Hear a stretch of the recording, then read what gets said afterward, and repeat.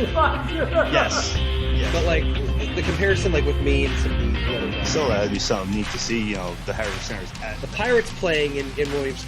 Welcome back to the second period. First period, we did NHL playoff updates. Now we do USFL updates. So We really haven't talked about it since before it launched, so I guess we kind of have to, the way we talked about it a few times.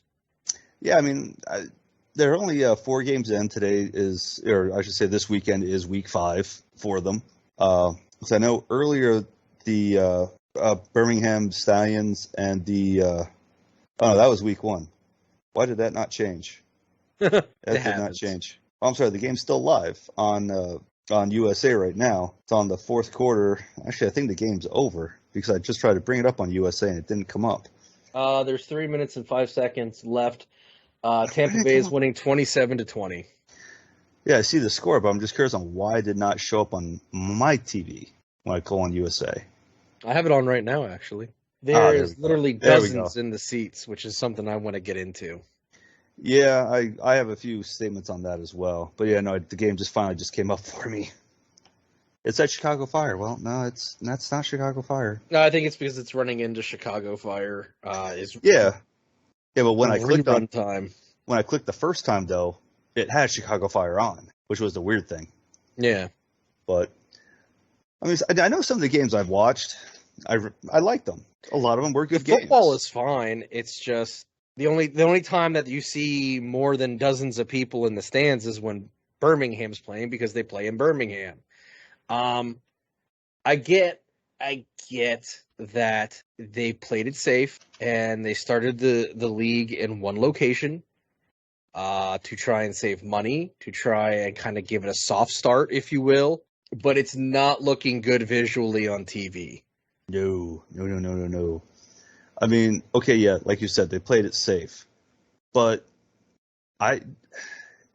don't you think this would hurt them financially? Because if you would go... Fox Sports owns it. Yeah, but are you going to be able to keep the league running when you can't get people into the stands?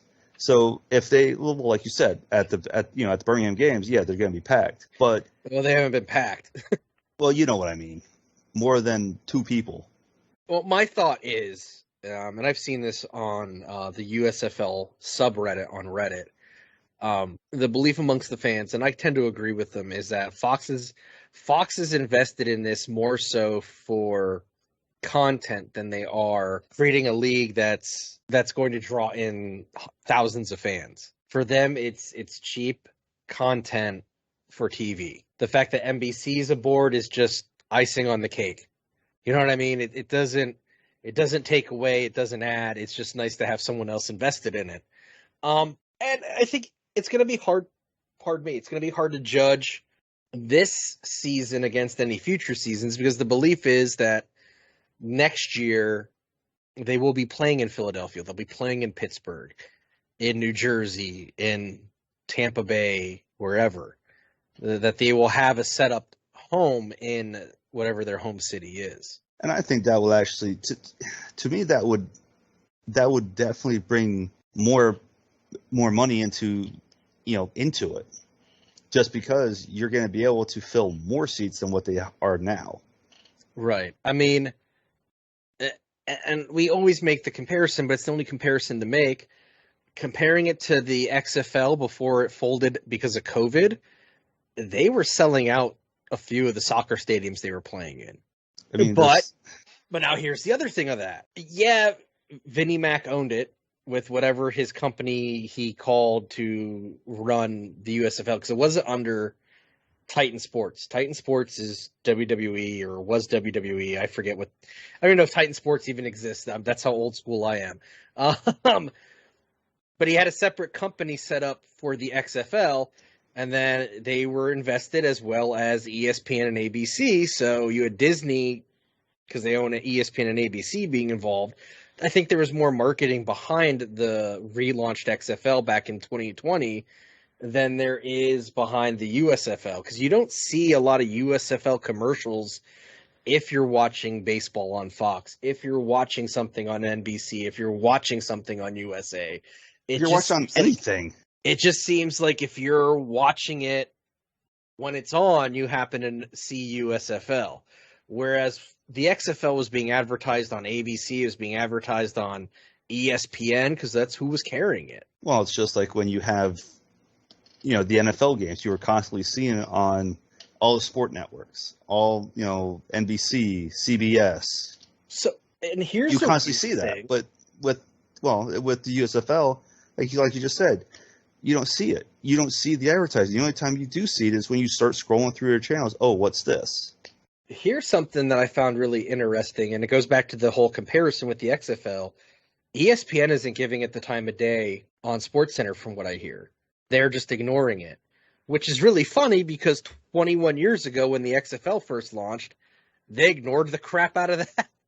And then to take it back even further, when the original USFL existed, it was the only football ESPN could put on. Which, for those listening, if you've never read those guys have all the fun. It is the oral history of ESPN, and it is fantastic. I highly recommend it. I just feel like if they put more into advertising, they could get more people. They could get more ratings.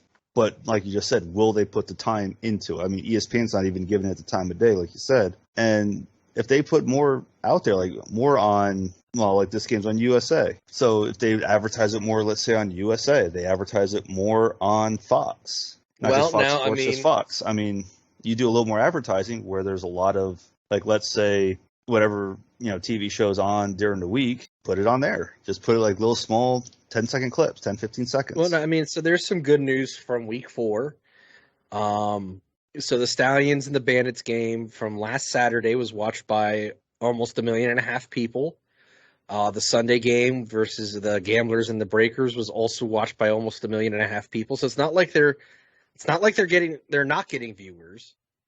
And in the world of streaming and multiple hundreds of cable channels, 1.1 million is actually a pretty good number nowadays compared to 20 years ago. Well, not just that. I mean, for something that's not advertised either, you're getting that many views. And that's not even accounting for what people are probably watching streaming on Peacock, because Peacock streams every game and has them available to watch on demand. Yeah, I mean, who knows if that's even being counted. The cock, as some people call it. Of course. Does it surprise you? Did you watch the USFL on the cock? No, couldn't do it. Had a hard time pulling it up anyway. Oh. Oh, here we go. No, we're not going. Oh, that could go south so quick. And it does on some podcasts I listen to, so we'll just leave it at that. I'm going to say that Tampa Bay probably has this game wrapped up as we're recording this at 11:18 p.m. on Friday, May 13th. But they're still, they probably do at this point. Because they have the ball, they can just kill the clock. I think it's going to be hard to judge the first season without seeing how a second season goes. And I don't see Fox cutting ties on this because it is cheap programming for them. There's not a lot they have to invest in it. And it's bringing in 1 million viewers, so that's a plus too. It's not completely tanking.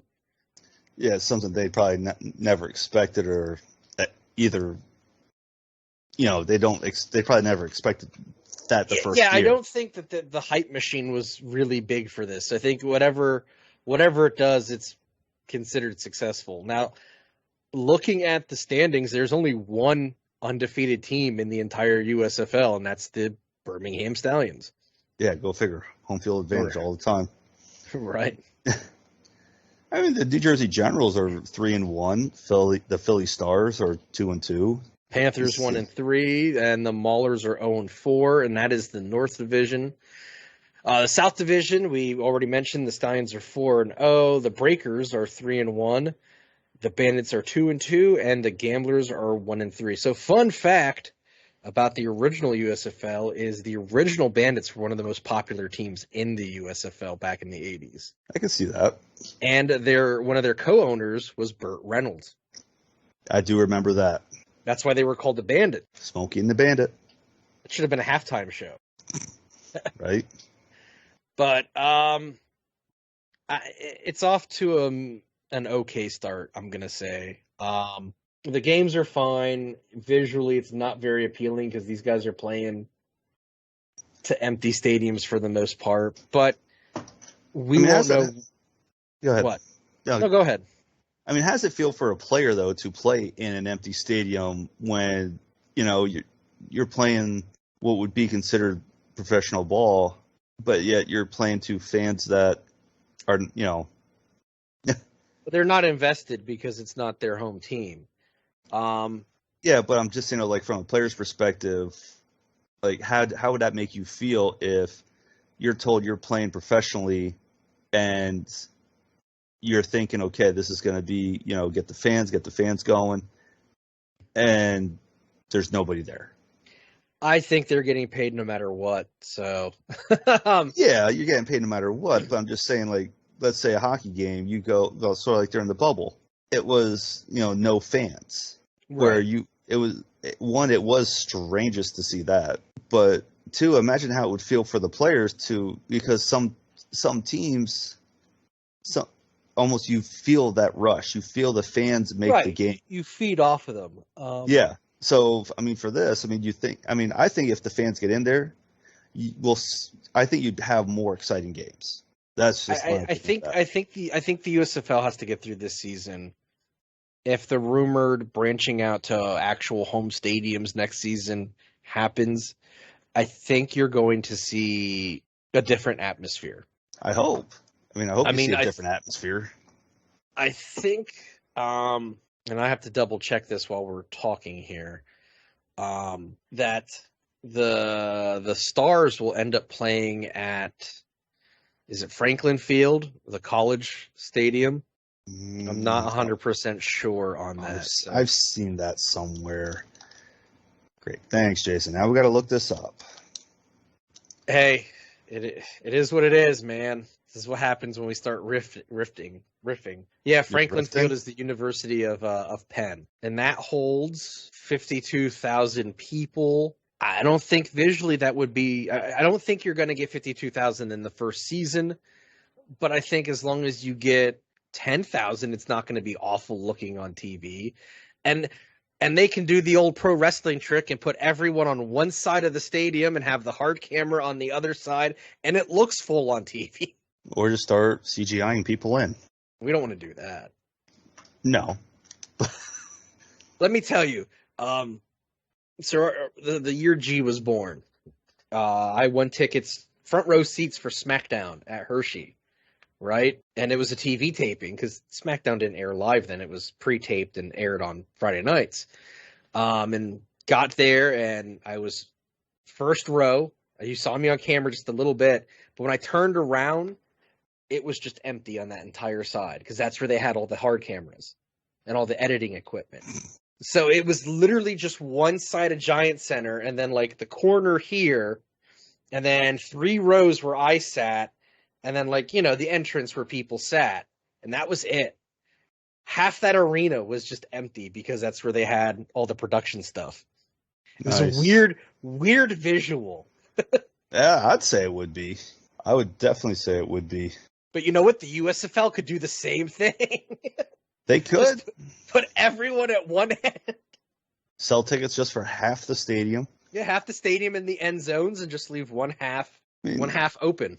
Well, like you said, like if they, can get even 10%, 25%, that's still a big jump. No, it is. And I think it all depends on the size of the stadium, too. I mean, they could play at a soccer stadium and it would look far more full than Franklin Field. Yeah, just because it's a smaller stadium, just to kind of make it pop out. I think after this season, like you said, should see what more they're going to do.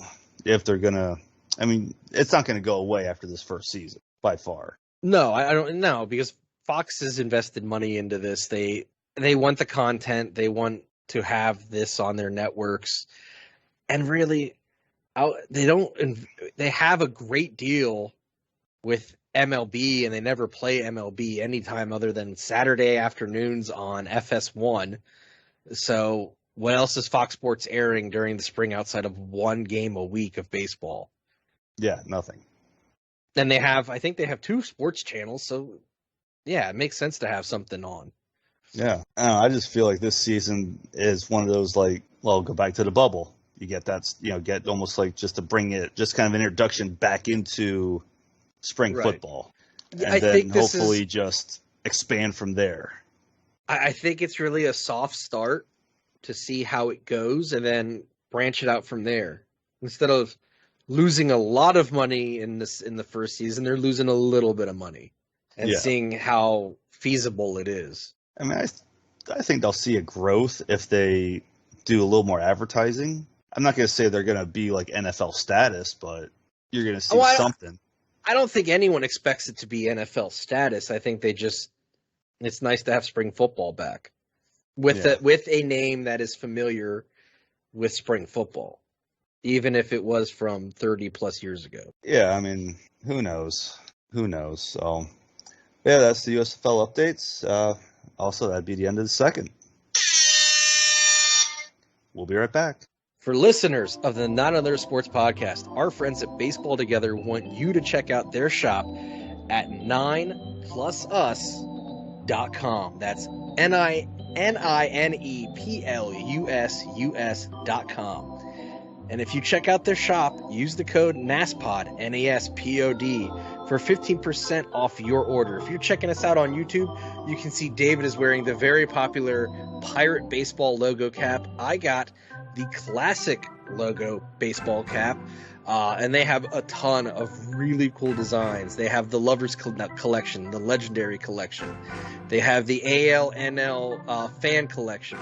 They have the Foul Pole Collection, the Baseball Together Collection, the Autism Awareness Collection, and so much more. Check them out at 9plusus.com.